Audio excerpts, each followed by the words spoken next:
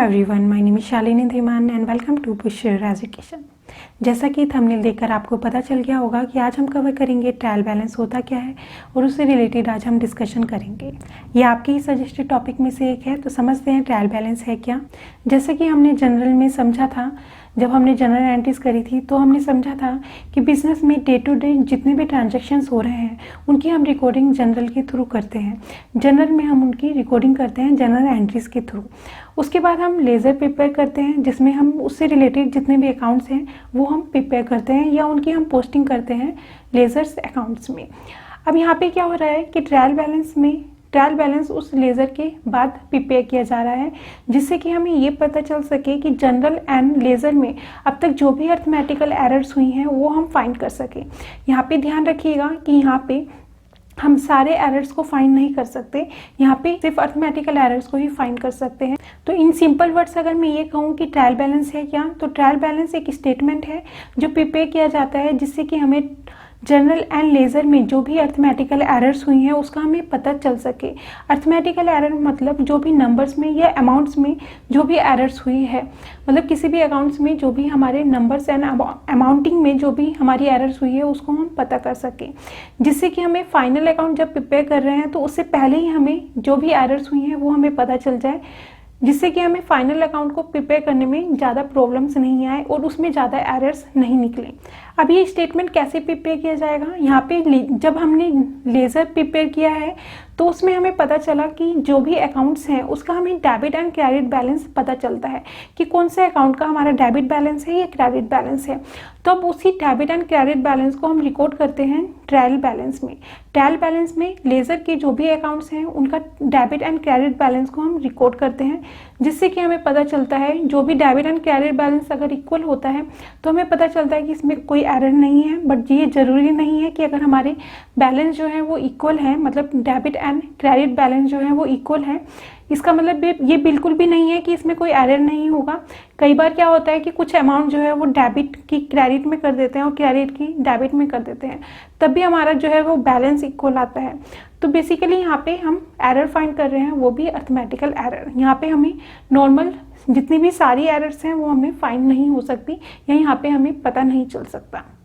तो अगर कोई भी बिजनेस का या कोई भी कंपनी का अकाउंटेंट है तो उसके लिए तो वो इजी है कि वो जनरल प्रिपेयर कर रहे हैं, जनरल के बाद में लेज़र प्रिपेयर कर रहे हैं और लेज़र से वो ट्रायल बैलेंस बना रहे हैं, जो कि हेल्प करेगा हमारे फाइनल अकाउंट को प्रिपेयर करने में।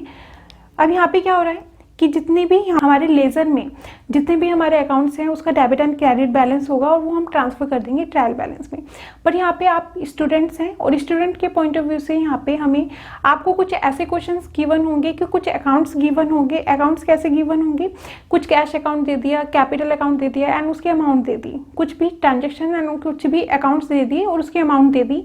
अब उससे आपको ट्रायल बैलेंस बनाना है, क्योंकि यहाँ पे आपको जस्ट प्रैक्टिस करवाई जा रही है कि आपको ट्रायल बैलेंस कैसे सीखना है, कि ट्रायल बैलेंस को कैसे बनाया जाएगा। तो आपको कुछ अकाउंट दे दिए जाएंगे और आपको उससे बताना है कि उसका ट्रायल बैलेंस बनाना है। तो यहाँ पे इसलिए आपको ये पता होना चाहिए कि कौन से अकाउंट्स का डेबिट बैलेंस होगा, क्रेडिट बैलेंस होगा, क्योंकि वहाँ पे लेज़र से आपको पता करना इजी होता है कि कौन से भी अकाउंट का अगर डेबिट बैलेंस आ रहा है तो उसको हम डेबिट साइड में लिख देंगे, डेबिट बैलेंस में लिख देंगे। अगर किसी भी अकाउंट का क्रेडिट बैलेंस हो रहा है तो हम उसको क्रेडिट बैलेंस में लिख देंगे। पर यहाँ पे आपको डेबिट एंड क्रेडिट बैलेंस नहीं पता, आपको सिर्फ पता करना है, आपको सिर्फ अकाउंट्स दे दिए हैं और उससे आपको पता करना है कि इसका डेबिट बैलेंस होगा या क्रेडिट बैलेंस होगा। तो एक छोटे से एग्जाम्पल से समझते हैं कि अगर बिजनेस में कोई भी हम जब जनरल प्रिपेयर करते हैं और जनरल से हम लेज़र प्रिपेयर करते हैं तो उसमें जो भी एरर्स हैं वो हम ट्रायल बैलेंस में हमें पता चल जाती हैं, जिससे कि हमें फाइनल अकाउंट को प्रिपेयर करने में हेल्प रहती है।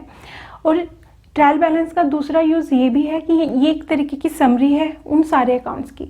यहाँ पे एक तरीके से हेल्प कर रहा है फाइनल अकाउंट को प्रिपेयर करने में ट्रायल बैलेंस।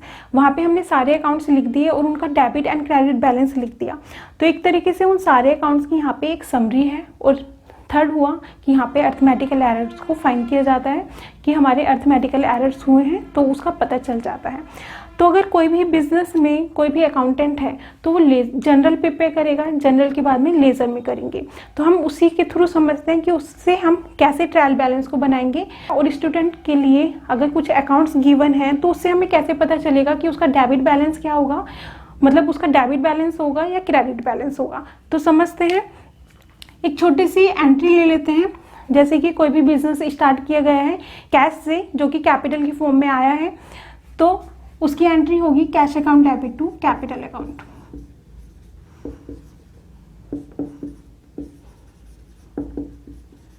Capital account. अब ये तो हो गई यहाँ पे कुछ जस्ट एक एंट्री से हम समझ रहे हैं। वहाँ पे जनरल बुक होगी जिसमें सारी जनरल एंट्रीज होंगी जो भी बिजनेस में डे टू डे ट्रांजेक्शन्स हुए हैं उसकी। अब इसकी एंट्री से हमें क्या करना है, हमें लेजर प्रिपेयर करना है, लेजर अकाउंट प्रिपेयर करना है। तो यहाँ पे हमारे दो अकाउंट ओपन होंगे, एक होगा कैपिटल अकाउंट, एक होगा कैश अकाउंट। तो हम पहले कैपिटल अकाउंट बना लेते हैं। कैपिटल अकाउंट मैं यहाँ पे शॉर्ट में ही बना रही हूँ, इसका पूरा फॉर्मेट नहीं बना रही हूँ। इसका पूरा फॉर्मेट जो होता है वो होता है हमारा, ये होती है हमारी डेबिट साइड और ये होती है क्रेडिट साइड। जो यहाँ पे इधर डेबिट साइड में कॉलम्स होते हैं वही हमारे क्रेडिट साइड में भी कॉलम होते हैं।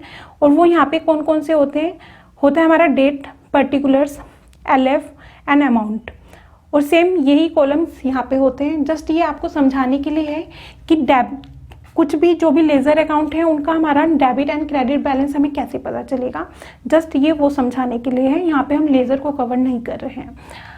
तो यहाँ पे हुआ हमारा कैपिटल अकाउंट, और कैपिटल अकाउंट में हमारी जो कैपिटल अकाउंट की जो अमाउंट है वो हमारी हो रही है क्रेडिट, क्योंकि ये हुआ डेबिट और ये हुआ क्रेडिट, तो वो अमाउंट है क्रेडिट। तो यहाँ पे हमारी क्रेडिट साइड में ये अमाउंट जाएगी।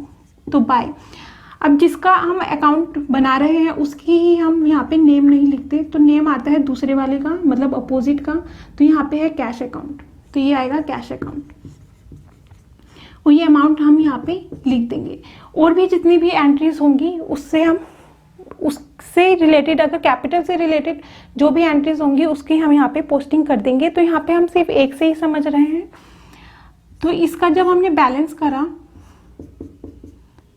तो क्रेडिट साइड जो है वो ज़्यादा है और ये यहाँ पे इसमें बैलेंस जो जाएगा वो इधर जाएगा।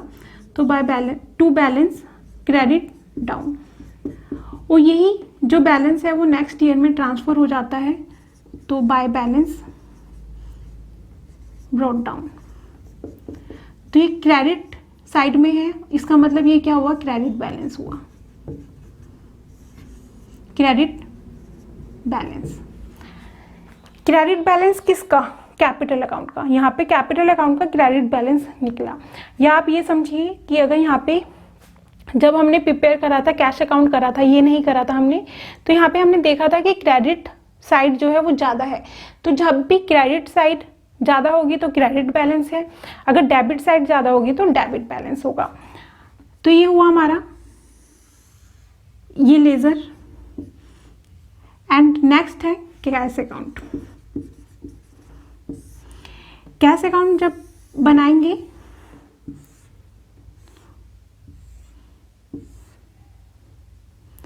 तो यहाँ पे देखिए कि कैश अकाउंट की अमाउंट जो है वो डेबिट हो रही है, डेबिट है, तो ये आएगा डेबिट साइड में टू, बट नेम किसका आएगा, कैपिटल का, तो टू कैपिटल अकाउंट। और जो भी अमाउंट आएगी वो यहाँ पे आ जाएगी।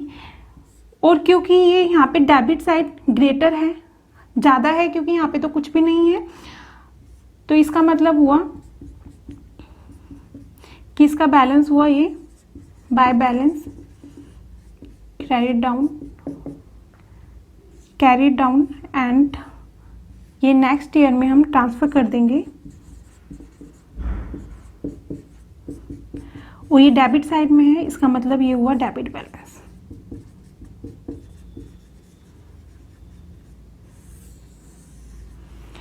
तो डेबिट बैलेंस किसका, डेबिट बैलेंस कैश अकाउंट का, और कैपिटल अकाउंट का हुआ हमारा क्रेडिट बैलेंस। तो ये तो है बेसिक, जिससे कि हमें जनरल करेंगे, जनरल के बाद लेजर करेंगे और लेजर से हमें पता चलेगा कि किस अकाउंट का हमारा डेबिट बैलेंस है या क्रेडिट बैलेंस है। अब यहाँ पे कैपिटल का जो है वो क्रेडिट बैलेंस है, तो जब भी ट्रायल बैलेंस बनाएंगे तो वहाँ पे हम कैपिटल का क्रेडिट साइड में, मतलब क्रेडिट जो भी अमाउंट होगी क्रेडिट बैलेंस में हम उसकी अमाउंट को शो करेंगे, और कैश का करेंगे हम डेबिट बैलेंस में शो। तो इस तरीके के जो भी अकाउंट्स होंगे उससे हमें पता चल जाएगा क्या उनका डेबिट बैलेंस है और कौन सा उनका क्रेडिट बैलेंस है। बट यहाँ पे आपको कुछ अकाउंट्स गिवन होंगे और उससे आपको पता करना है कि उसका डेबिट बैलेंस है कि क्रेडिट बैलेंस है, तभी आप ट्रायल बैलेंस बना पाएंगे। जब आपको यही नहीं पता कि उस अकाउंट का डेबिट बैलेंस है या क्रेडिट बैलेंस है, तो ट्रायल बैलेंस जो है वो टफ पड़ेगा आपको। बट ये बहुत ही इजी चैप्टर है। उसको समझने के लिए आप ये समझिए कि जनरल एंट्रीज जब हमने प्रिपेयर करी थी तो हमने समझा था एक होता है ट्रेडिशनल अप्रोच, एक होता है मॉडर्न अप्रोच। जब हमने rules of debit and credit समझा था तो ट्रेडिशनल अप्रोच के according personal, real and nominal account के रूल्स थे, बट मॉडर्न अप्रोच के थ्रू हमने कुछ 5 हेड्स समझे थे। 5 हेड्स में थे एसेट्स, हमारे expenses and losses, capital, liability and incomes, या हमारे जो भी गेंस हैं, इनकम्स या गेंस, या हम कह सकते हैं इसको रेवेन्यू। उसके बेसिस पे हमने समझा था कि अगर एसेट्स होगी तो उसको हम डेबिट करेंगे या क्रेडिट करेंगे, या इंक्रीज होगी डिक्रीज होगी। तो उसी से हम समझते हैं कि यहाँ पे हम कैसे पता करेंगे कि किसका डेबिट बैलेंस होगा और किसका क्रेडिट बैलेंस होगा। तो यहाँ पे देखिए कि एक होता है एसेट और हुआ हमारा एक्सपेंसेस एंड लॉसेस।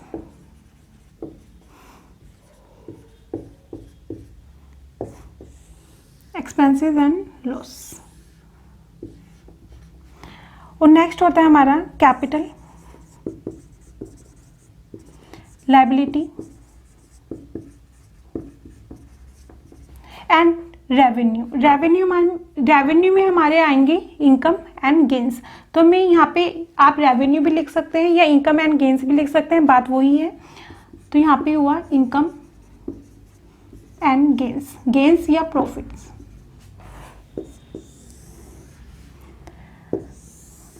तो अगर assets and expenses and losses हुआ तो वो होगा हमारा डेबिट बैलेंस। क्या होगा वो होगा डेबिट बैलेंस। बट अगर capital, liability, income and gains होंगे तो वो होंगे हमारे क्रेडिट बैलेंस। बस आपको ये थोड़ा सा याद कर लेना है, या आप इसको समझ भी सकते हैं कि अगर हमारे एसेट्स, एक्सपेंसेस एंड लॉसेस होंगे तो हमारा उनका होगा डेबिट बैलेंस। अगर capital, liability, income and gains होंगे तो उसका होगा क्रेडिट बैलेंस। उसके थ्रू आप ट्रायल बैलेंस को इजीली कर सकते हैं। अब आपको ये यहाँ पे समझना होगा कि वहाँ पे आपको क्वेश्चन में जितने भी अकाउंट्स गिवन होंगे तो उसको आपको पहले तो ये समझना होगा कि वो एसेट है किसी भी बिजनेस की या कंपनी की, या एक्सपेंसेस एंड लॉसेस है, कैपिटल है, लायबिलिटी है, इनकम एंड गेन्स है। पहले आपको ये समझना होगा, फिर उसके बाद आपको पता करना होगा कि इसका डेबिट बैलेंस होगा या क्रेडिट बैलेंस होगा। तो समझते हैं कि ट्रायल बैलेंस कैसे प्रिपेयर किया जाएगा और कुछ ट्रांजैक्शन समझेंगे जिससे कि हमें पता चलेगा कि उनका डेबिट बैलेंस है या क्रेडिट बैलेंस है, और वो भी मॉडर्न अप्रोच के अकॉर्डिंग। जैसे कि आप बोर्ड पर देख सकते हैं कि ट्रायल बैलेंस है जिसका कि फॉर्मेट बना हुआ है। ट्रायल बैलेंस जो है वो एक पर्टिकुलर डेट पर बनाया जाता है, तो हम ट्रायल बैलेंस एज ऑन जो भी डेट है जिसमें भी बनाया जा रहा है वो वहाँ पे लिख देंगे। इसका फॉर्मेट ये है कि सीरियल नंबर है फर्स्ट कॉलम, ऑप्शनल है, बना भी सकते हो या नहीं भी। Serial number, heads of accounts, LF मतलब ledger folio, and debit balance, credit balance. तो ये इसका फॉर्मेट है। जितने भी जोन से भी अकाउंट्स होंगे वो यहाँ पे हम लिखेंगे और उसका जो भी बैलेंस होगा वो हम यहाँ पे लिखेंगे। LF यहाँ पे आपके स्टूडेंट पॉइंट ऑफ व्यू से ये नहीं है, ये जब भी आप किसी कंपनी वगैरह में होते हो तो वो उस पर्पज से होता है। तो यहाँ पे कुछ ट्रांजेक्शन से समझ लेते हैं हम, बट आपको बेसिकली ये ध्यान रखना है कि कोई भी एसेट्स जो होती हैं और लॉसेस होते हैं और एक्सपेंसेस होते हैं उसका हम डेबिट बैलेंस होता है। यहाँ पे मैं लिख देती हूँ दोबारा से, एसेट्स, एक्सपेंसेस एंड लॉसेस, इसका debit balance and capital, liability, income and gains,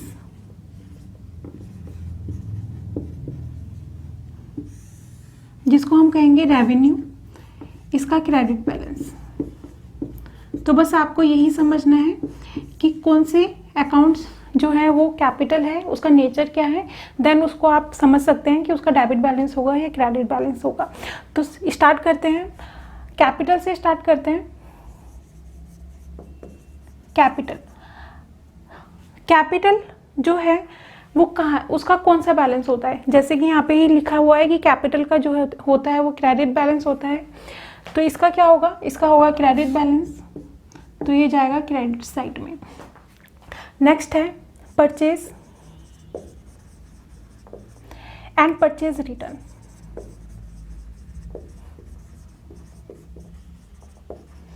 पहले तो ये समझना होगा कि परचेज है क्या, इनकम है, लॉस है, एक्सपेंसेस है, क्या है।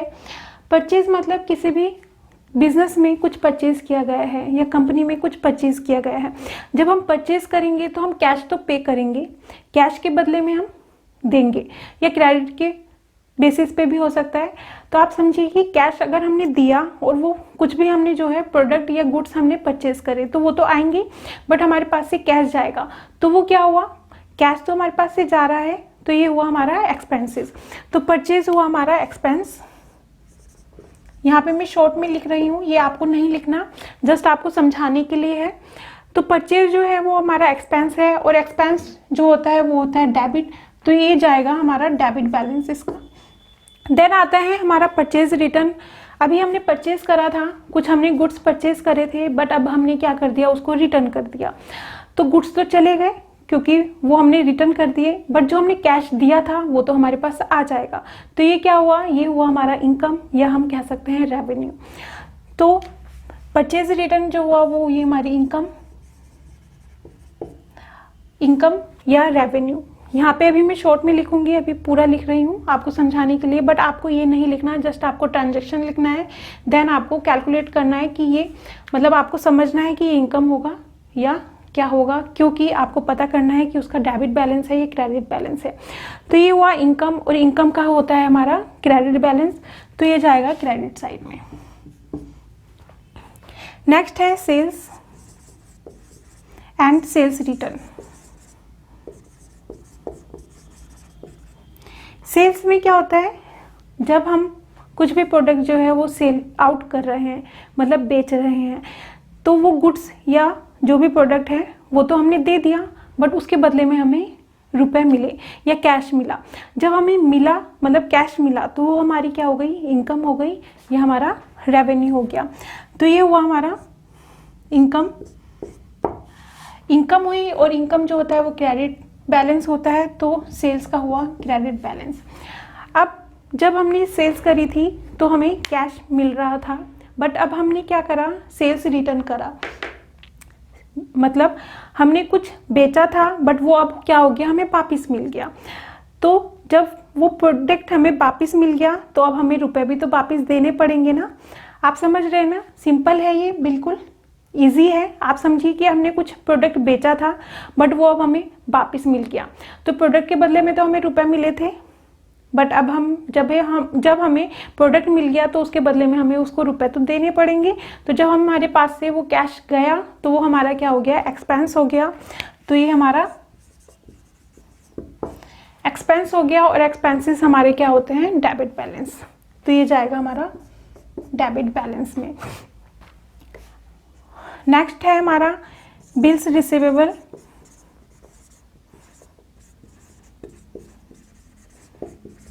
And bills payable.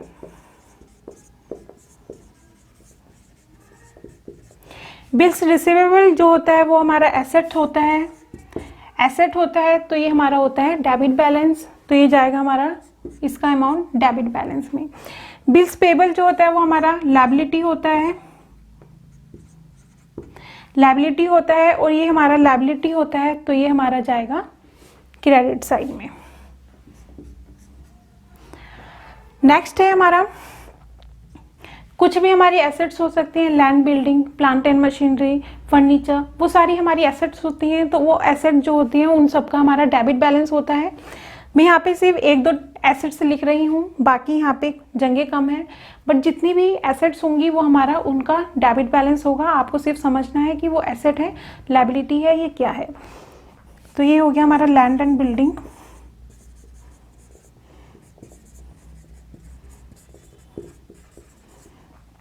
Plant and machinery,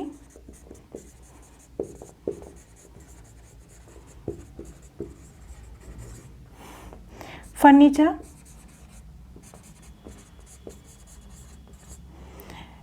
goodwill,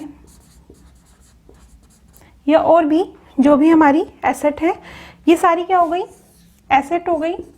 और इन सब का जो होगा वो डेबिट बैलेंस होगा, क्योंकि हमारा एसेट का डेबिट बैलेंस होता है। नेक्स्ट है cash in hand and cash at bank. ये दोनों ही एसेट हैं और इनका बैलेंस जो होगा वो होगा डेबिट बैलेंस। आप वहां पे देख सकते हैं एसेट का जो होता है वो डेबिट बैलेंस होता है। अब है बैंक ओवरड्राफ्ट।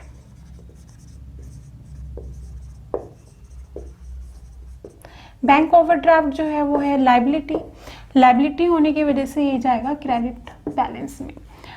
नेक्स्ट है input GST and output GST. ये हमने जीएसटी वाले चैप्टर में कंप्लीट करा था अच्छी तरह। इनपुट जीएसटी जो है वो हमारा एसेट है, तो ये जाएगा हमारा एसेट मतलब डेबिट बैलेंस में। आउटपुट जीएसटी लायबिलिटी है और ये जाएगा हमारा क्रेडिट बैलेंस में। अब नेक्स्ट है हमारा कमीशन रिसीव्ड। अगर कमीशन रिसीव्ड हो रहा है तो इसका मतलब क्या हुआ कि हमें कुछ मिल रहा है, कमीशन के तौर पे हमें रिसीव्ड हुई है, तो इसका मतलब ये हुआ इनकम या हमारा रेवेन्यू।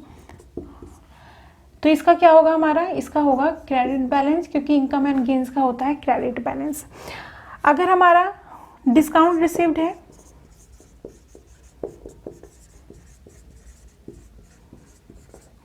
तो डिस्काउंट मिल रहा है तो वो हमारी हुई इनकम मतलब रेवेन्यू, तो ये जाएगा हमारा क्रेडिट बैलेंस में। डिस्काउंट पेड,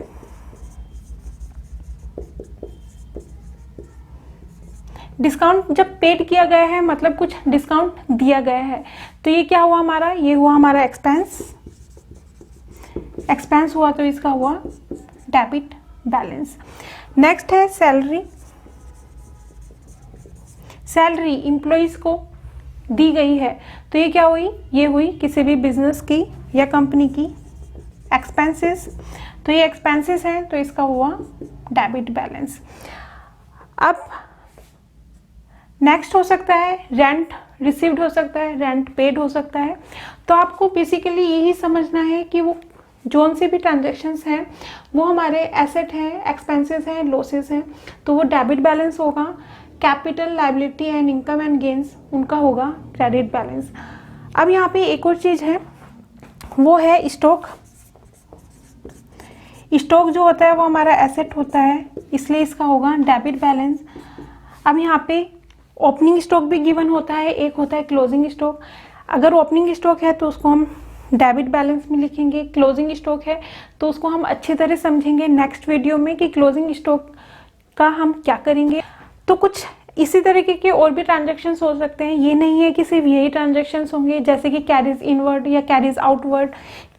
तो कैरीज इनवर्ड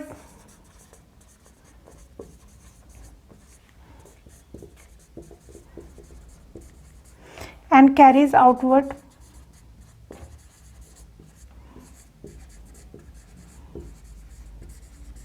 ये दोनों ही जो होते हैं वो होते हैं एक्सपेंसेस। एक्सपेंसेस कैसी, कैरीज इनवर्ड, इनवर्ड मतलब फैक्ट्री में कुछ भी जो है गुड्स वगैरह या जो भी माल है वो आया है, जो उसका खर्चा हुआ है, आने का खर्चा जो हुआ है वो क्या होगा, वो एक्सपेंस होगा। या आउटवर्ड मतलब फैक्ट्री से शोरूम तक जाने के लिए जो भी ले जाने के लिए जो भी खर्चा हुआ है तो वो हुआ एक्सपेंसेस हुआ, तो ये जाएगा डेबिट, इनका होगा डेबिट बैलेंस। देन आप टोटल जो भी ट्रांजैक्शंस होंगे उनका टोटल कर लिया जाएगा। अगर बैलेंस इक्वल है तो मतलब कुछ एरर नहीं है, पर ये ज़रूरी नहीं है क्योंकि कई बार हम डेबिट को क्रेडिट और क्रेडिट को डेबिट कर देते हैं जब भी अमाउंट सेम हो जाती है। बट हमें सिर्फ ये ध्यान रखना है कि कौन सा डेबिट बैलेंस होगा और कौन सा क्रेडिट बैलेंस होगा, उसके बेसिस पे आपको ये ट्रायल बैलेंस मेंटेन करना है। होप आपको ये समझ में आया हो कि ट्रायल बैलेंस है क्या और उसको हम कैसे प्रिपेयर करेंगे। अगर आपको मेरी वीडियोस हेल्प करती हैं अकाउंटिंग समझने में तो आप वीडियो को लाइक, शेयर एंड चैनल को सब्सक्राइब करना मत भूलिएगा।